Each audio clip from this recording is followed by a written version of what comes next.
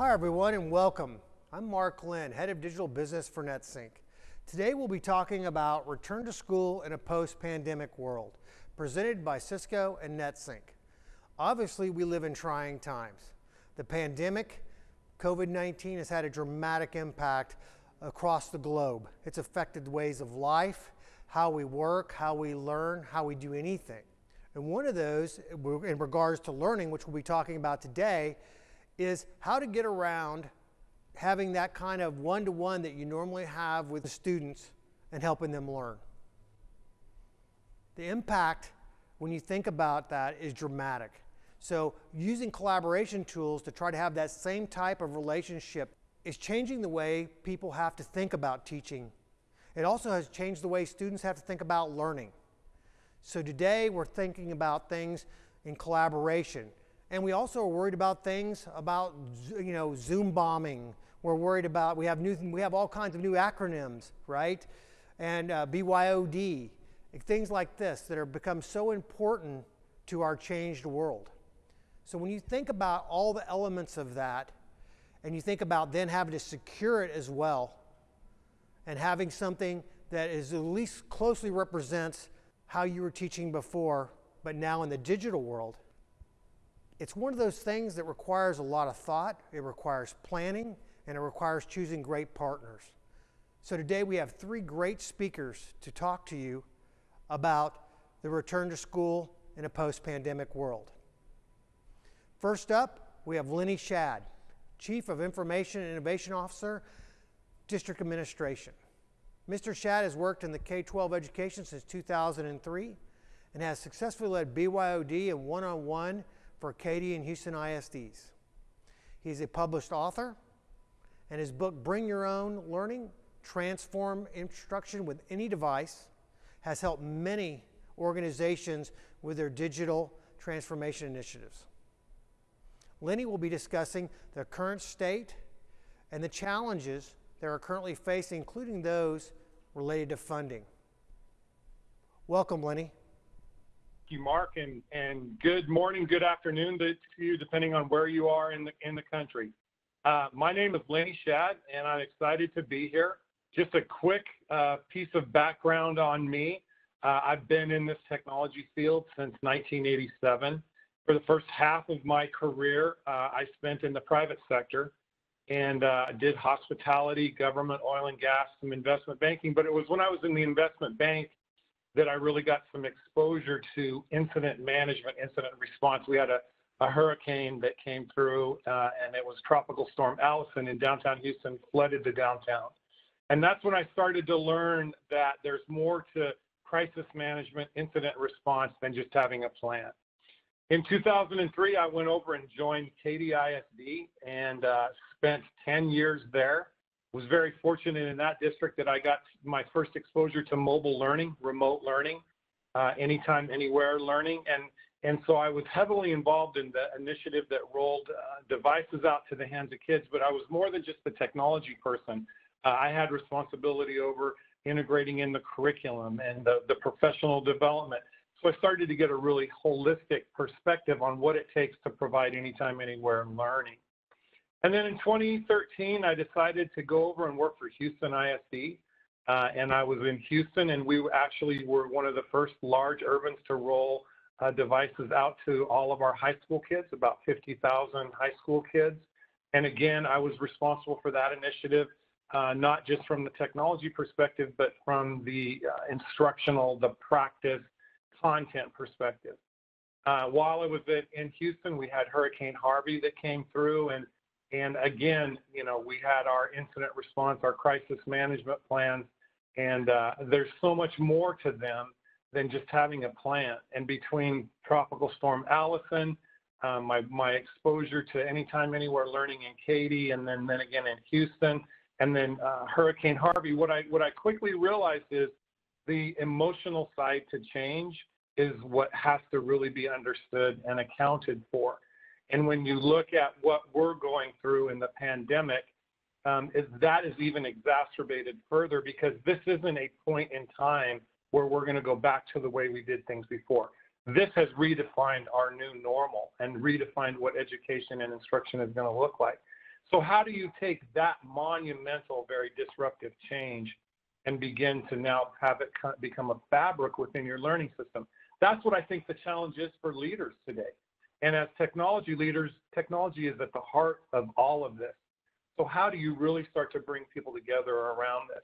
In 2019, I left Houston and went to work for district administration, and I'm very fortunate in this role. I get to work with superintendents and academic officers and technology leaders, helping them understand the power of cross-functional planning and what it takes to be a very well-oiled functioning system. I have technology leadership academies and technology leadership summits where we talk about very specific things, and I'm very fortunate and really have enjoyed this role. I'm also on the board of directors for a number of organizations. So I wanted to give you a sense before I start talking, and you all are sitting out there going, well, who is this guy and what's his background? Been heavily involved in this whole anytime, anywhere remote learning, and then as it relates to crisis management. So I want to take us back to March, and all of a sudden we were thrown into this firefight, and every district in the country had to go into firefighting mode. And overnight, we had to basically take an entire organization and transform them into being a remote operation, working from home. And whether we were ready or not, this was our reality. And it didn't matter what our current state capability was. This was our new situation we had to deal with. So we didn't even have the opportunity to look and evaluate where our people were, where our processes were, where our technology was. We were having to deal with this and implement remote strategies across the organization. Just think about, for the technology people in the room, think about your support model and how it was geared for an on-site workforce. And now your entire workforce is remote, and how do you support that? So we didn't have time nor luxury. And so what that ended up being is, where you were, it was what it was, and you had to react very quickly and make some decisions that, had you had a longer runway, you probably would have made differently. But because you didn't have a long runway, you had to jump into. And the transition was quick, and there were security gaps out there. And the players on the other side of this who want those security gaps, they know about it. And we're actually starting to see that cybersecurity issues coming to the forefront. And what we learned in that 2 months time, in the March and April and May, was pushing change doesn't work, right? The organization, because it was a crisis, they reacted very well to it, but they didn't embrace it, all right? And they didn't say, okay, this is where I want to be. It was forced on them. A lot of people thought this is just like a hurricane. It's going to be disruptive for a couple of months, and then it's going to go away, and we're going to move on. Instead, what we need to be thinking about is, how am I getting the organization ready? So March and April were a firefighting mode. We cannot survive in that mode. Now it's not going away. This is now the new fabric, the new culture we want to implement, and we want to institute and have it become institutionalized. How do I get the organization ready for change? And as leaders, this is the question you should be asking for your start of school. When I think about start of school, how am I getting the organization ready, and what does that look like? So when we think about start of school, this continuation that it's not going to go away, we have many, many challenges. Are we going to be face-to-face? Are we going to be hybrid? Are we going to be all virtual? And depending on what's going on in a given week, we're all over the board right now. The safest path is that you're going to have some form of hybrid instruction. And you're going to hear from some later speakers about how they're actually planning to take that on. Many of you are deploying devices, which is not an easy thing. Scheduling. How do you schedule for half your student body remote, half of your student body on face-to-face? Same with your teachers. How do you schedule for that campus that's going to have its first incident and have to close down, and then all the kids are remote? Do you have an SIS that allows you to do this what-if planning? Because the principal's got to be thinking through this long before school starts. What kind of sanitation are you going to be doing? If you're doing distributions and deployments, how is that going to work? Because you're not going to want parents walking through or students walking through picking up devices if they're in a remote setting. So are you going to set a centralized position? So all of these things are coming to force. You have people on your staff who are considered high risk, who are not going to come back. We have teachers who are considered high risk, custodians, cafeteria workers, bus drivers. What kind of staffing issues are we going to have? And then, as I said, what's our incident response going to be if we do have a crisis at a campus? And then ultimately, cybersecurity. What are we doing to protect our kids? And so what I say is we're in this metaphors gone wild, uncharted territory, breaking new ground, break the rules, be creative, innovative. Boil those all down into one thing, and that is we are in the midst of one of the most disruptive changes we've seen. And so how do you deal with disruptive change? And so again, I'm putting myself in your position as leaders getting ready to start the school year.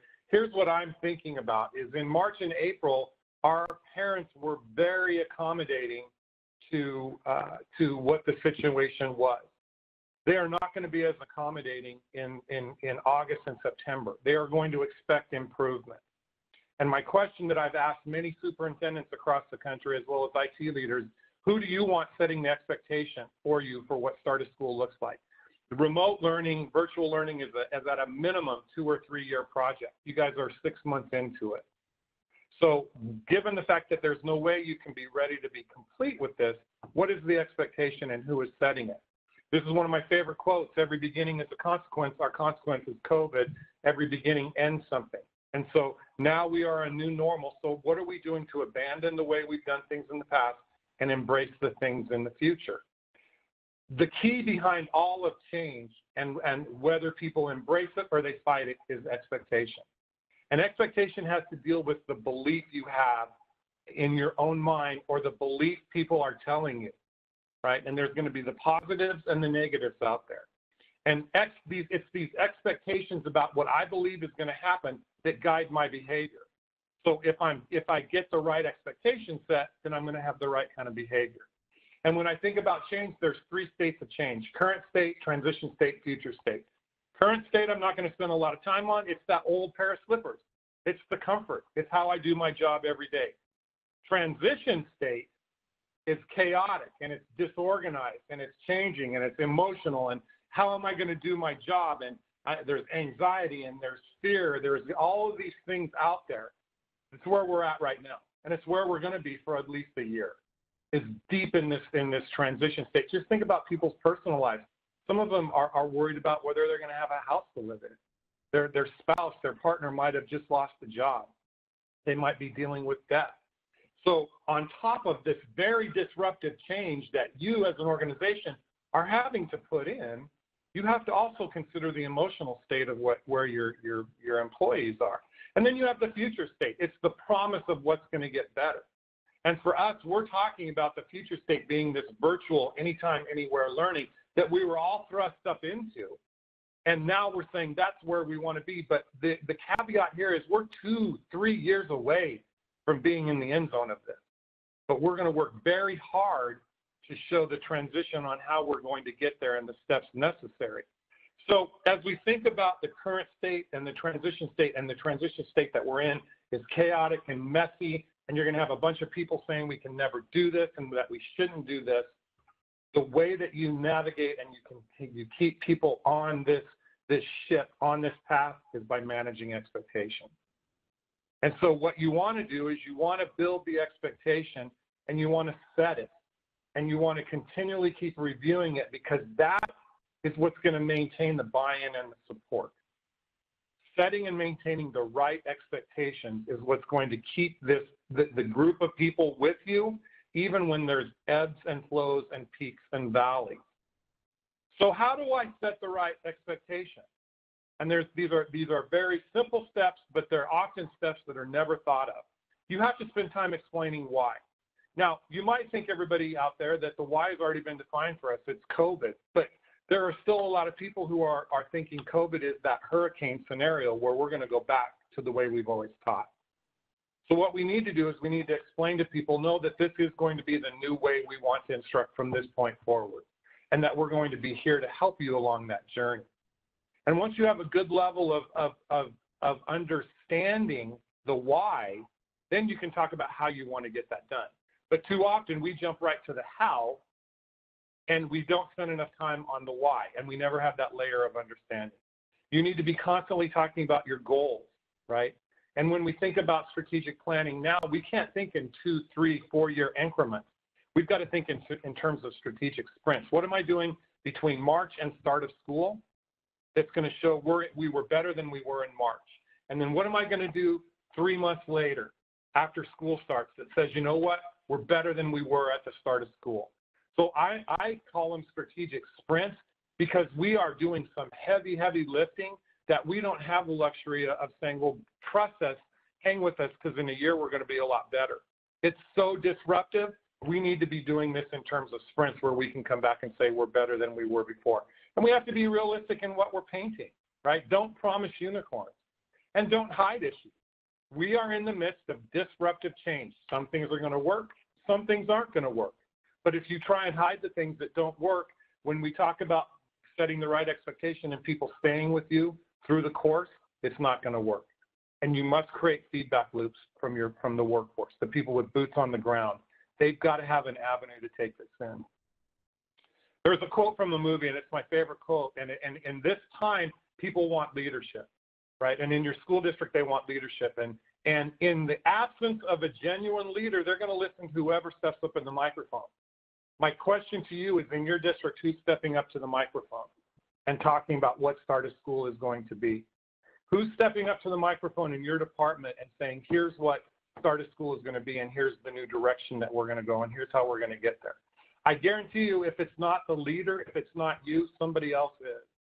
And then the question is, what is the message that they're delivering? And I would venture to say 9 times out of 10, it's not the message that you want. So if we think in terms of this start of school, and we think in terms of leadership and what we would expect from our leaders, and setting the right tone for our district, setting the right tone for our community and for our students, here's some closing thoughts that I'm going to share with you before we start getting into some great examples of how districts around us are really taking this bull by the horn and really setting the tone for start of school. The emotional state of your employees, you cannot ignore it, right? Their personal lives are potentially in flux. There's a loss of job. They're worrying about housing. They're worrying about food. They're worrying about insurance. They might be dealing with death. There's just straight up worry and fear and anxiety. And as a leader, if you think simply rolling out a plan and having a really good plan is enough to carry you through this disruptive change, you're going to be sadly unhappy when it doesn't occur. Take the emotional state of your employees into consideration, and it has to be an element in the planning, but it has to be something you have up at the front. When talking about change, put yourself in their position. So it's very easy to sit on top of that mountain and bark orders, but put yourself into their position, and how would you react if somebody came in and told you what you're about to tell them? By just doing that simple step, I guarantee you your messaging will look different. Embrace this concept of strategic sprints. I think it's incredibly important. We should not assume that the tolerance we saw in March and April from our parents is going to be the same tolerance that you're going to have moving forward, because it's not. So the way I manage this is in strategic sprints, and I articulate how I'm better than I was at my last sprint. Our last sprint was March and April. Here's where I'm going to be better at the start of school. And then in 3 months, here's where I'm going to be better than the start of school. And I work this way out to 15, 18 months. Celebrate the wins. This is disruptive, it's emotional, it's painful. And if you don't celebrate the wins, it's also very difficult for people to continue and want to be with you in those troughs. Celebrate the wins. And if I'm an IT leader, I don't want somebody dictating what my start of school looks like. I'm going to dictate it. And I'm going to say, here's what will be ready at the start of school, and here's my next sprint, and my next sprint, and my next sprint. But if I'm in charge of an IT department, I will articulate out what you can expect for start of school. I would highly encourage you to do that. As I mentioned, here's some of our events. We have an academy, October 8th through the 10th. And the second session of that academy is the 10th through the 12th. It's a virtual academy. And if you want more information, go to daleadershipinstitute.com. Very exciting. We have some really interesting districts who are participating in this. It's meant for leadership teams. Send your leadership team to this academy, and we're going to teach you how to become a really effective team. Then we also have summits that are just point-in-time sessions on issues of the day. So once again, thank you so much for allowing me the opportunity. If there's ever anything I can do for you, get you resources, point you into other directions, get you contact with somebody, Here's my email address, lennyshad@gmail.com. Please don't hesitate to contact me. Thank you so much. Have a great day. Mark, it's back to you. Thanks, Lenny. That was fantastic. Really appreciate you joining us here today. Next up, we have Brian Kolbeck, the Chief of Technology for Louisville ISD. Mr. Kolbeck oversees 3 divisions that provide technology services to Louisville ISD that include technical services, information services, and network infrastructure and cybersecurity services. Under his leadership, the Louisville ISD was the first school district in Texas to be awarded the Consortium for School Networks Trusted Learning Environment Seal. Today, Brian will be discussing distance learning initiatives that Louisville ISD implemented before the summer break, including how they're preparing to return to school in the fall. Take it away, Brian. All right, thanks, Mark. Appreciate the introduction. My name is Brian Kolbeck, as Mark said. I'm the Chief Technology Officer for Louisville ISD. I'm originally from East Texas, as you can hear in my accent.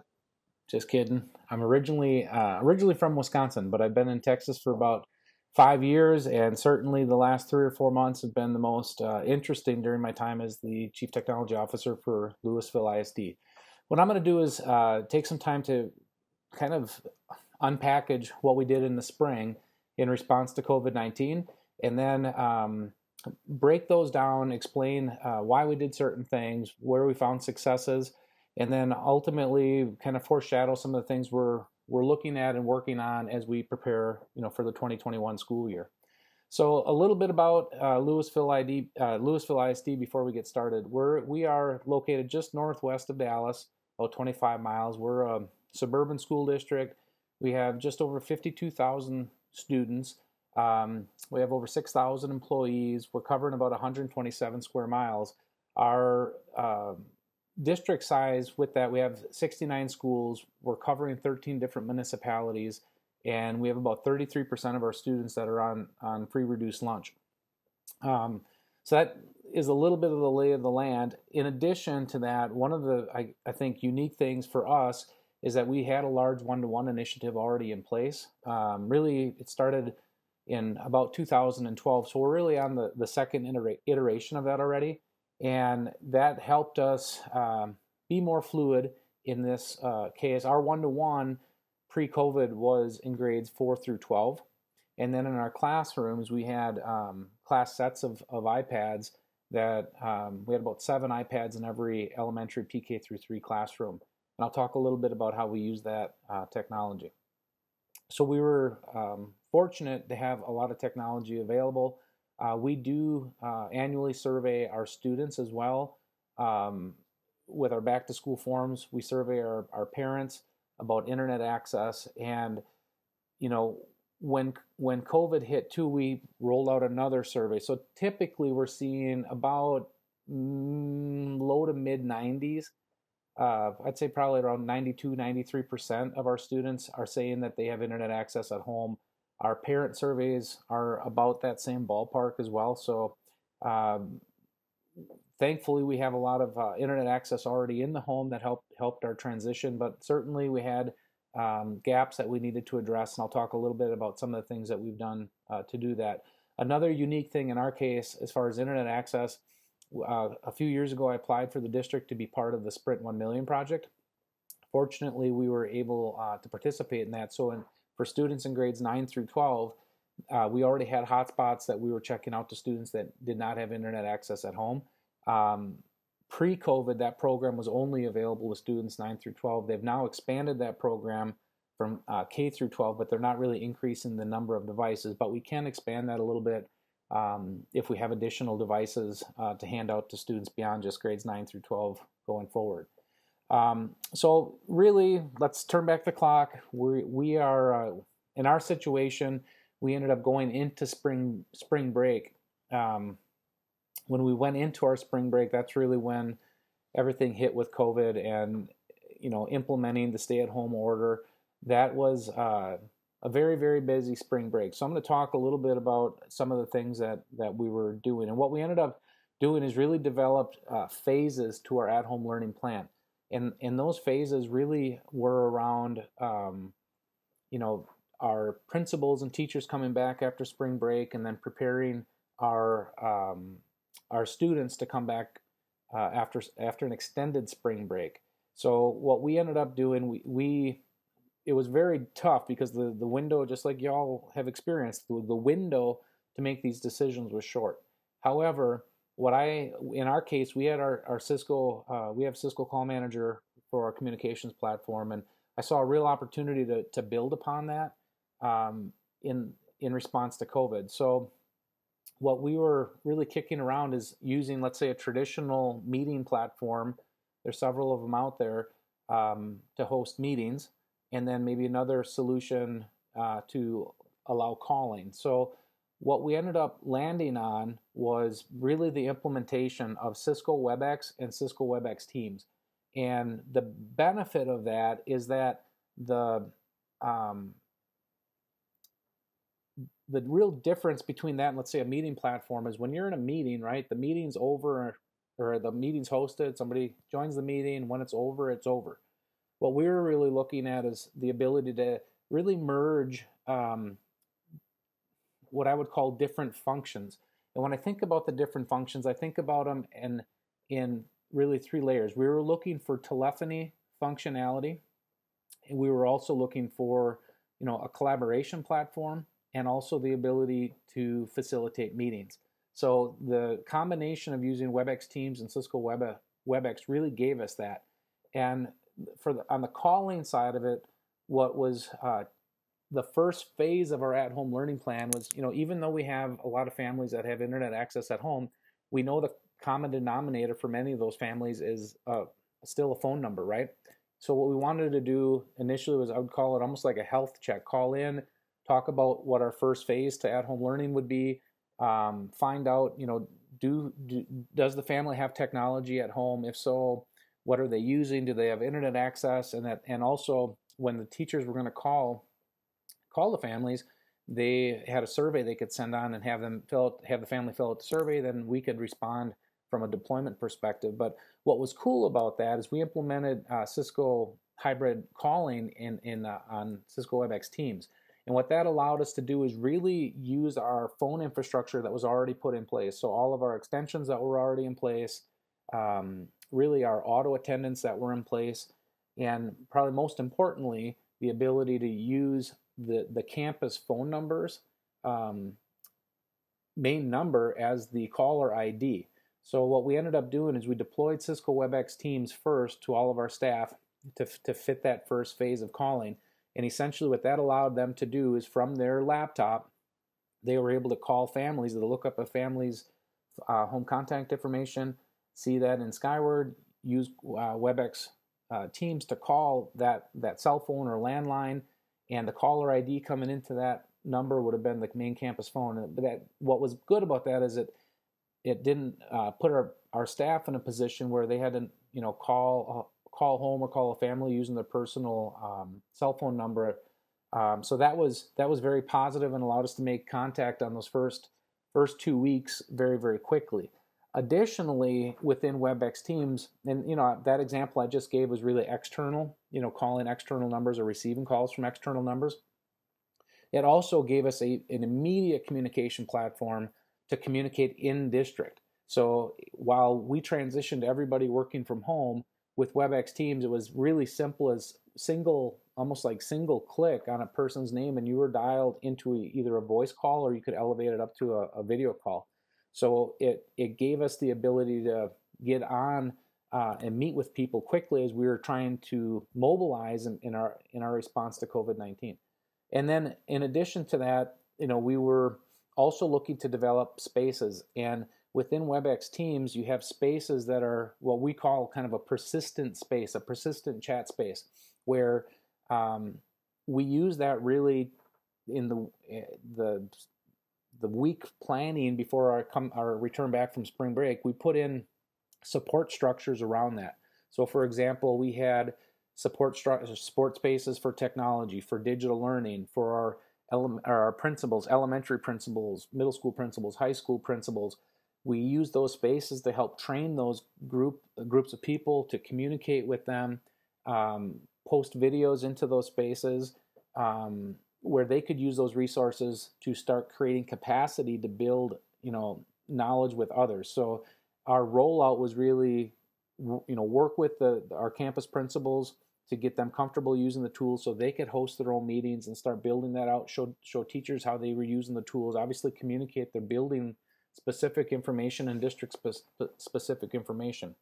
So the spaces became this great environment where, regardless if they were in a meeting or not in that space, that the context of what was talked about stayed in there. And if you wanted to look it up later, or you wanted to ping somebody real quick, you could do that.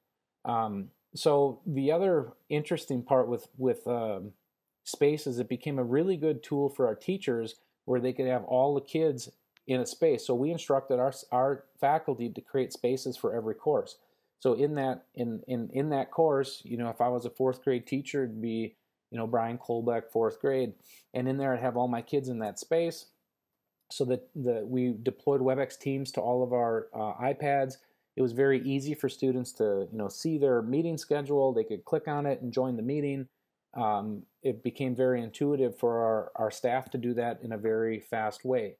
In addition to that, with the spaces, I think what was unique to our situation, because the spaces are there and students can create their own space, they had the ability to stay connected. There was like a connectedness vibe with our program where we knew there'd be some issues we'd have to work through with students perhaps making poor decisions, but it allowed students to stay connected with other students where they could create a space and put other friends in there. It kind of broke down the social barriers where in a brick and mortar school that those kids might be meeting in the lunchroom or on recess and talking. When you go to completely online, you lose some of that social emotional connection, where this technology kind of allowed us to keep kids together. So that was really, really cool. In addition, we implemented Cisco Contact Center. So as I was saying, we were building these structures of support. As we were ramping up our at-home learning program, we ended up training just over 400 people to be call center agents. That was really powerful so that we could create a call cluster for our campuses where people could use Cisco Jabber and Finesse to log in, sign in. You could assign different hours of support so people could take those calls. We had data and metrics to look at what our call volumes were. And then we created a second call cluster, which was a group of central folks, which were our IT, our instructional technology resources, special ed, counseling, and social workers, our schools divisions, where if somebody had a question during that time, they could call that main number and reach people. So that was really great. We were able to extend our hours too by having people centrally cover that. We had those call centers start, I think we started around 7 o'clock and we ended at, I think it was 7. I think we had like a 12-hour window in there. In addition to rolling out, the WebEx components, one of the things that we also needed to do was build up our infrastructure. And in our case, we had about 35,000 iPads or so that were already going home. Those iPads tunnel back into our district on a VPN. So basically they're aware off the network, a VPN turns on, they tunnel back. To implement conferencing or anything that's going to do meetings, if you're looking at WebEx, Zoom, whatever, you're looking at about 1.5 meg for a video conference connection. And if we're bringing all of those clients back with the bandwidth we had, we could have maybe supported 10,000 concurrent connections, and that was not going to work. However, we did not want to sacrifice the filtering that we had set up to change that. So we had to pivot super quick, build out basically a new filtering infrastructure that would allow us to keep doing that. But what we did is we architected in a way that we were able to set up a split tunnel. So that traffic that was coming out of somebody's home, if it would identify that, let's say with Cisco WebEx, it would route that right out their home instead of back to the district. We did that for WebEx. Like for example, some of the app downloads or iOS downloads, things that were bandwidth intensive, we tried to keep that off of our network and preserve bandwidth. Also on the calling, initially when we started, we were only able to support 250 concurrent calls across the whole district. So we knew that wasn't going to work. We worked with NetSync to set up what's called SIP over the top, where basically we use an internet transport circuit to route our SIP SIP communication through, where we went from 250 to 1,000 concurrent calls where we could take on that call volume. Also, technology access was a big part of this.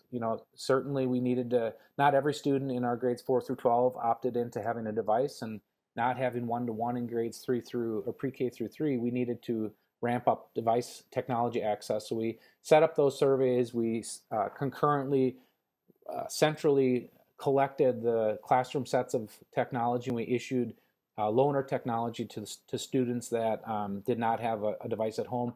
We started off initially trying to make sure we had one device per household, and then we expanded that to 2 students to 1 device.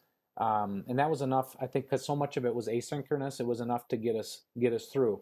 Our request for devices really fell off after we got to that 2-to-1 ratio.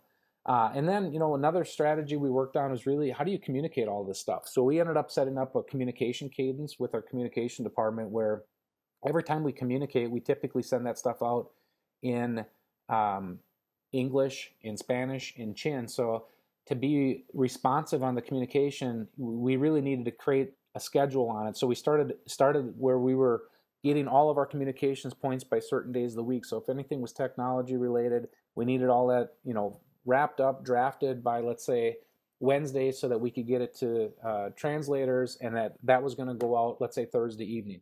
And then so we had about a middle of the week communication, and then we always had a Sunday evening communication, so that, one, we weren't establishing communication fatigue, and then also it gave us a chance to really say, okay, what are these key communication points? We got to get them drafted, get them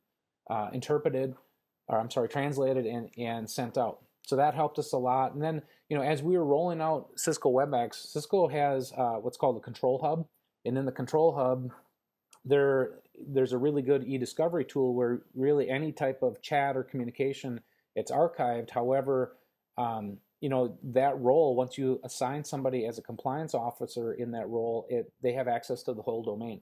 So we really didn't want to do that. So what we ended up doing is we took a lot of the data that's in the Control Hub, and we actually put that, we dumped that into SQL tables, and then we created SQL custom reports that campuses could log into their site to look at their SQL reports, and they could see, okay, which students were engaging in WebEx, how often during the week, how many spaces are they in, are they active in there, and they could do that on a per student, per class. They could do it on at a staff level. So we ended up developing some tools that we could have better insights into that engagement. So I want to share, when you think about all of that, that's a lot of stuff I just covered. The adoption on this was fast, and it was pretty impressive. So what you're seeing right now is basically statistics for spring of 2020. So from March 16th through May 27th, I just want to share a few things. We ended up supporting approximately 60,000 WebEx users between our students and staff. On the phone side, I mentioned that our first phases of that, it was all about telephony and calling home to families, and then obviously the calling, teams to teams calling is a big part of that. So we had over 500,000 calls during that time, and we're almost up to 30 million minutes, and that's combined teams to teams and teams to external phone numbers. So the calling part was a big part of our strategy and was used heavily to really run our business. On the collaboration side, there we're really talking about using WebEx Team Spaces, where we had that persistent space for chatting, messaging, sharing files, sharing content. We had over 1 million active spaces in place. Of that, over 12 million messages sent. And at our elementary, I should have said this earlier, for our environment, we had Canvas implemented for our LMS, but we were only doing that in grades 6 through 12. And we had mostly Google Classroom and some other tools in place for the elementary. But once we implemented the WebEx Teams piece, teachers were starting to use Teams as a mechanism to collect student work. So if they were doing something where it might be on paper or an art project or something like that, it was very easy for a student to take a picture of that, send it in for grading on Teams. So that was kind of a cool adoption use case for Teams as well on the collaboration side. And then on the meeting side, we had 188,000 meetings. Of those, 121,000 were video meetings, which means more than 2 people were in a meeting. Over 4.4 million meeting minutes, and 4,805 unique hosts. Our hosts for Webex meetings were primarily our staff. We use Webex meetings primarily as our virtual platform for where you're bringing the whole class together. The big reason for that at the time, Webex meetings provided grid view if you wanted to have grid view to see all the kids in this class. And out of that, we had almost 1.5 million participants. In addition, outside of the Webex, we handed out an additional 3,030 devices, iPads to students. We also implemented 52 exterior access points at 26 of our campuses, which basically allowed us to have like a drive-up wireless access, and we had about 1,000 unique users. And then I didn't put it on here. We also took hotspots and we put them in high-density areas, multifamily areas, mobile home parks. We set up what we called WOWs, wireless on wheels, where we put multiple vehicles in a site where people could come up and get access. And then with the contact center, we supported over 12,500 calls, emails, and chats to the various support queues that we set up. So the adoption rate was very, very high. So I know I'm getting short on time. What I want to do is touch base on some of the things that we're looking at as considerations for this coming school year. Obviously, we have the Webex piece in place. I feel like we got to continue to stack upon that and continue to, build upon the great adoption we had in place in the spring. In addition, with device access, we, doing that ratio of 2 students to 1 device, that worked in the spring. That's not going to work in the fall. So we see that we're going to have device access for everybody so that we maintain the flexibility when you start looking at the scenarios, right? So even if you start off with a large percent of your students face-to-face, what happens if you have to pivot with another stay-at-home order? What if you have a localized outbreak of COVID where you have to, close a campus or a few different campuses? We believe that we're at a situation where to have that ultimate flexibility, students are going to have a device. They're also going to have internet access. We're continuing to try to expand more in the area of hotspots. Some other technology that we're digging into is private LTE. When you start looking at private LTE, the capabilities of that and how that potentially could help serve, especially like regions that have a high density of people with need, that's a pretty promising technology. So we're looking heavily at that. And then, there's other technologies as well, not necessarily short term, but starting to think a little longer term when you look at like satellite-based technology. Starlink, for example, that's supposed to be commercially available in the fall of 2020. Amazon is also working on a solution with satellite-based technology. So those are things we're trying to keep a pulse on. And I think ultimately what it really comes down to is defining basically use cases for technology. And we've spent some time this past week, or really the last several weeks, kind of whiteboarding scenarios. So we know like in a 100% in-person learning scenario, Webex is going to play a key part into that because you're going to have this continued need for parent contact. If you want to call them, then hybrid calling could still serve a great purpose for a staff member.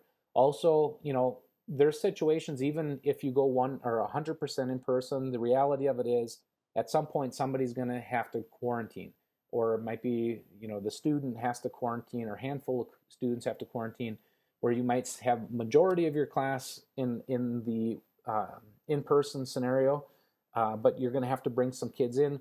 Webex is still going to play a big role into that. Also, when you think about 100% virtual, so the students or families that elect to do our 100% virtual option, Webex is still going to be an important part to stay connected with those students. So those students would also have Webex access and have meetings with their virtual teachers.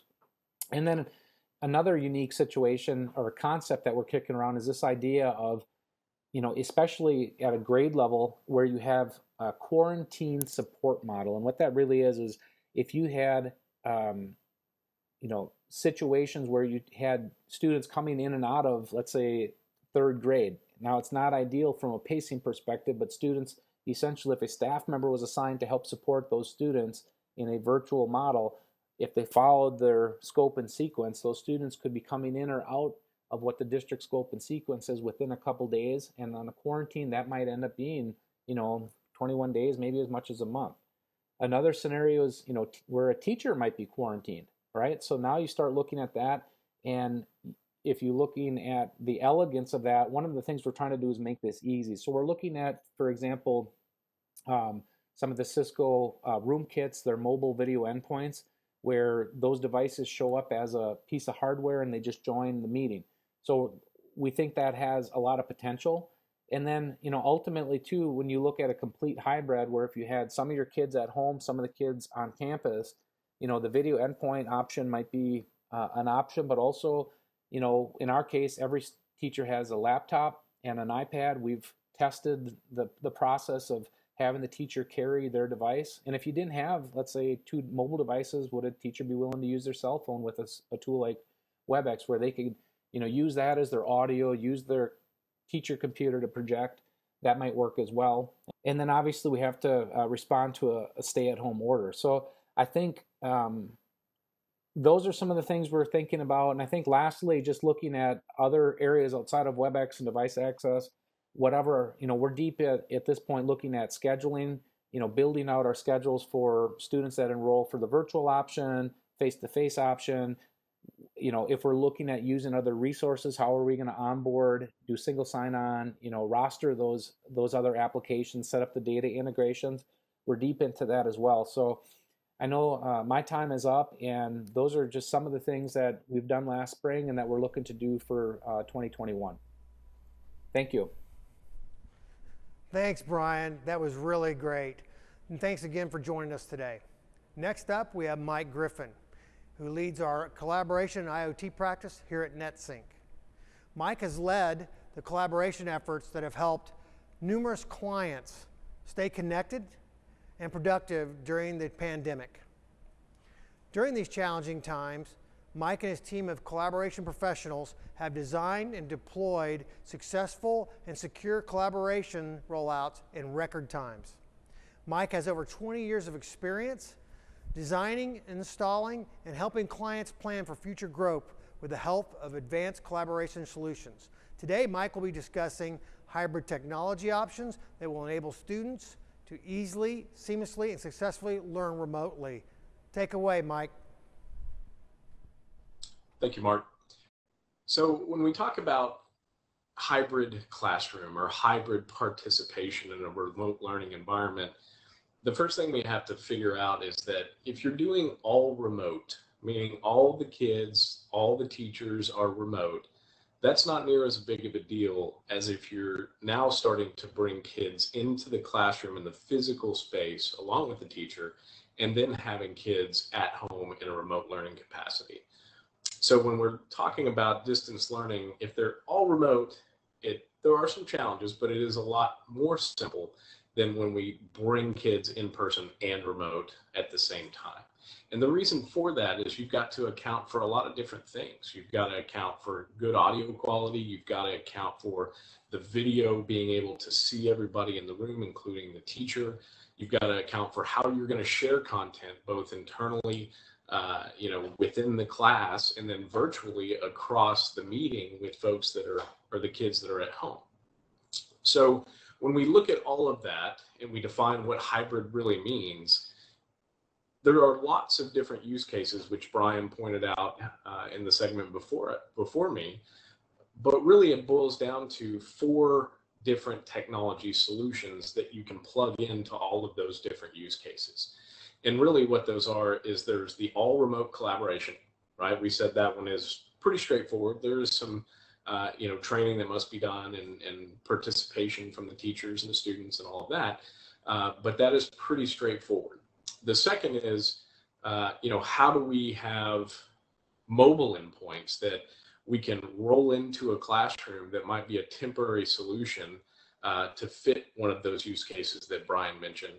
And then when we're done, we can roll it into a different classroom or to a different school for that matter, and make it very mobile and very easy to use for teachers.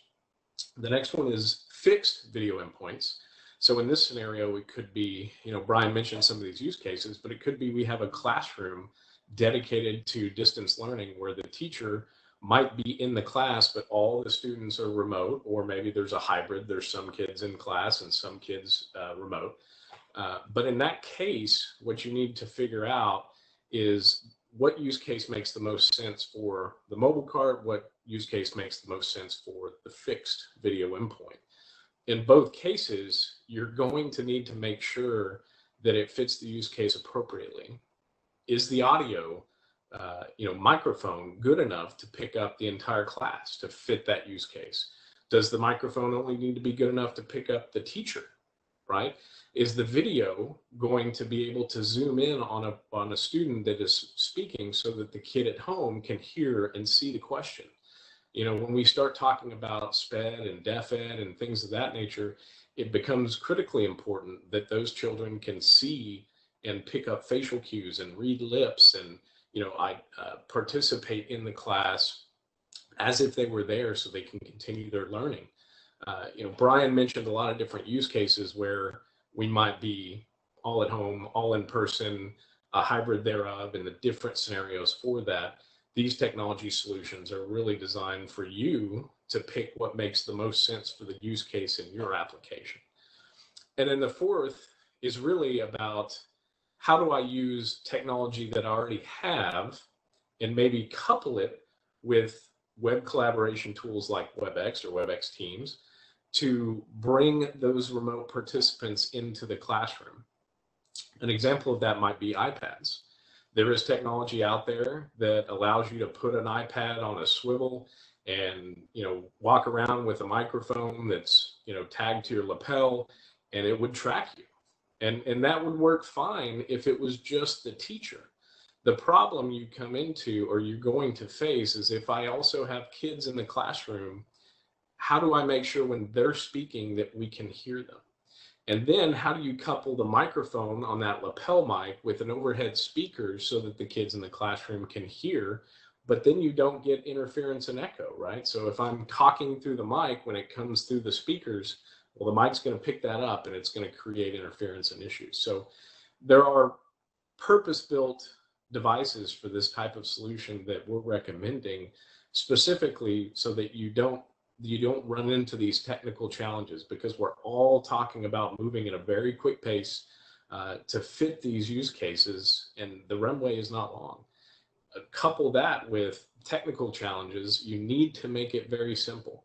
If I have to tell a teacher, okay, you power up your iPad, you set it inside this device, you put the power on, you put your mic, make sure the mic's paired, and then test it so you're walking around, and then go back to the iPad and launch your WebEx client, start the meeting. All of those things add complexity to a teacher that is probably already overwhelmed with what's going on and that needs to focus on teaching those kids rather than struggling with technology.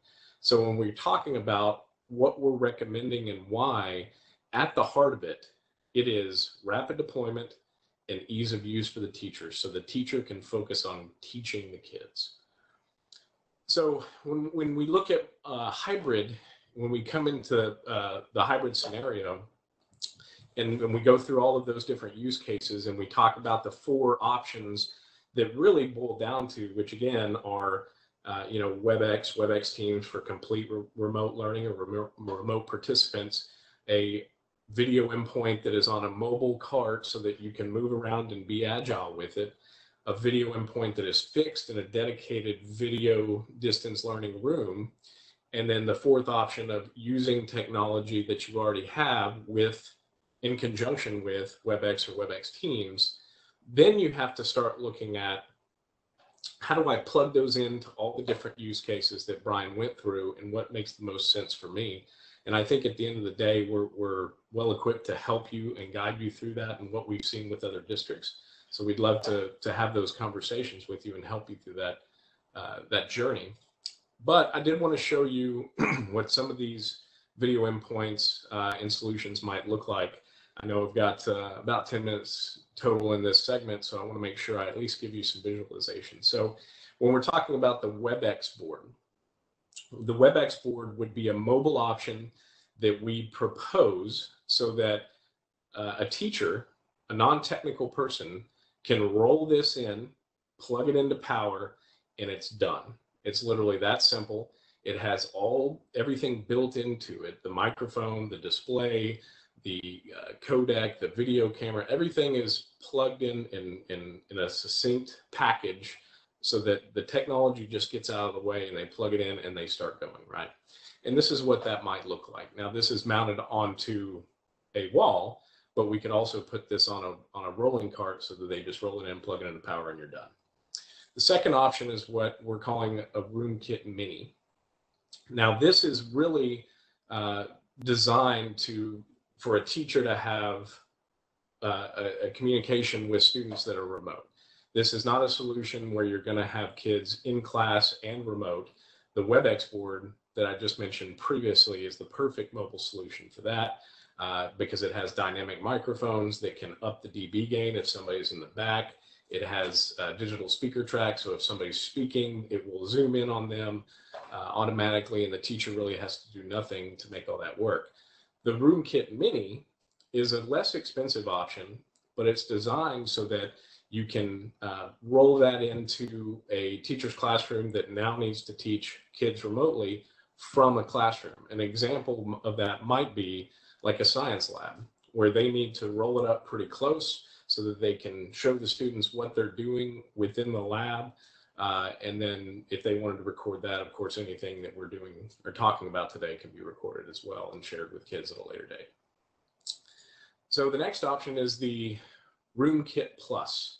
Now, this is a fixed video option that is designed for large rooms, right? So this is kind of the front view of what you see here. And you have the option of what's called presenter track. So the view that you might see from this picture could be a rear-facing camera that follows the educator around as they move throughout the room. It could zoom in on them if they're trying to point out something specific.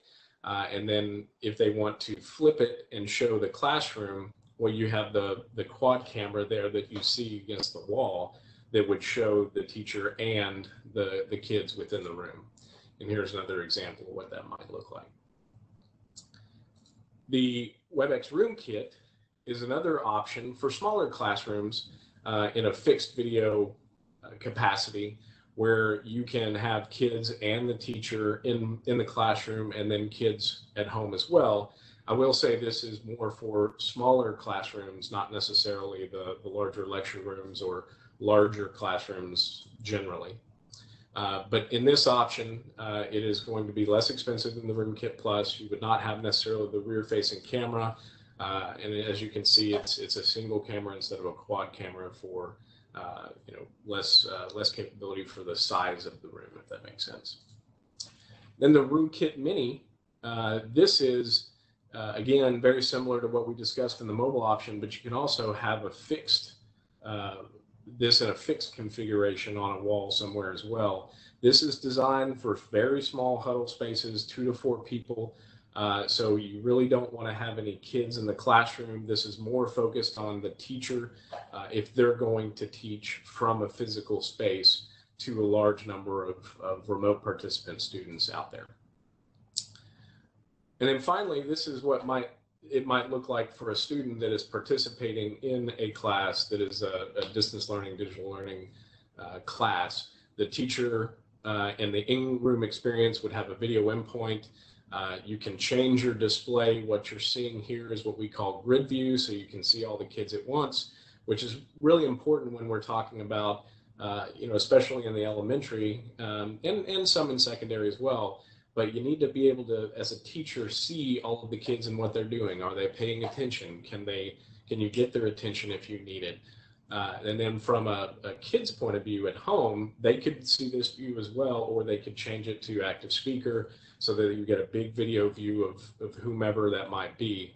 Additionally, again, going back to SPED and DefEd, it's critically important if we have interpreters or kids need to see facial cues and recognition of that type, that we have the ability to pin certain video windows. So they could pin their teacher, pin their interpreter. So no matter how many kids are in the meeting, they're always going to see their teacher and their interpreter at all times. So those are some important keys as well to think about.